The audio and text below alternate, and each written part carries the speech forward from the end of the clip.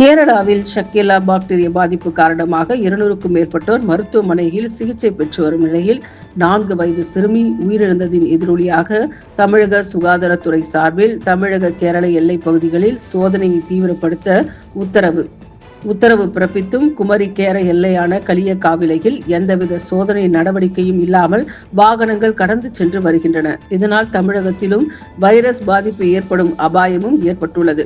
கேரளாவின் கோழிக்கோடு உள்ளிட்ட மாவட்டங்களில் ஷக்கேலா பாக்டீரியா பாதிப்பு காரணமாக 200க்கும் மேற்பட்டோர் மருத்துவமனைகளில் அனுமதிக்கப்பட்டு சிகிச்சை பெற்று வருவதோடு 4 வயது சிறுமி ஒருவர் பாக்டீரியா பாதிப்பு காரணமாக உயிரிழந்துள்ளார்.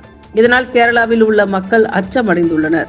அதே நேரத்தில் இந்த பாக்டீரியா பாதிப்பு கேரளாவை ஒட்டியுள்ள மாநிலங்களான தமிழகம் மற்றும் கர்நாடகாவிலும் பரவாமல் தடுக்க அந்தந்த மாநில அரசுகள் சுகாதாரத்துறைக்கு பல்வேறு வழிகாட்டு நெறிமுறைகளை வழங்கி வருகின்றனர்.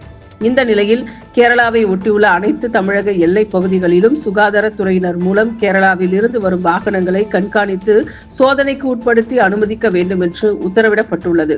இருந்தும் குமரி கேரள எல்லை பகுதியான களியக்காவிளை சோதனை சாவடியில் சுகாதாரத்துறை சார்பில் எந்தவித சோதனை நடவடிக்கையும் மேற்கொள்ளாமல் கேரளாவில் இருந்து வரும் வாகனங்கள் வழக்கம் போல் எந்தவித கட்டுப்பாடுகளும் இல்லாமல் வந்து சென்று வருகின்றன.